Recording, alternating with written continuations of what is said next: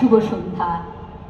প্রথমে আমি মধ্যমগ্রামের ঐতিহ্যবাহী সুভাষ মেলার কমিটির সকল সদস্য এবং সদস্যদের আমার শৈল্পিক অভিনন্দন জানাই। আমার আজকের নিবেদন আমার নায়ক নেতাজি, কবি অনন্ত রায়চৌধুরীর লেখা কবিতা।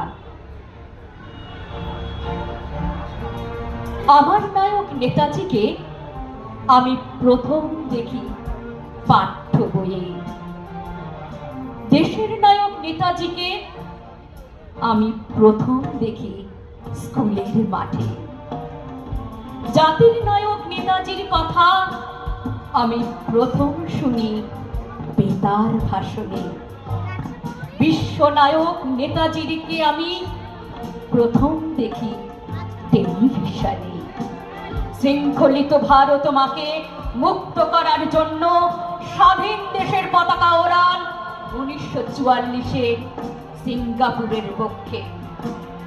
প্রথম প্রধানমন্ত্রী রূপে নিজেই সেদিন শপথ নেন ভারত মাকে করতে স্বাধীন, ইন্ডিয়ান ন্যাশনাল আর্মির প্রধান হন। ব্রিটিশ রাজের বিরুদ্ধে করতে প্রথম যুদ্ধ ঘোষণা তুমি প্রথম করেছিলে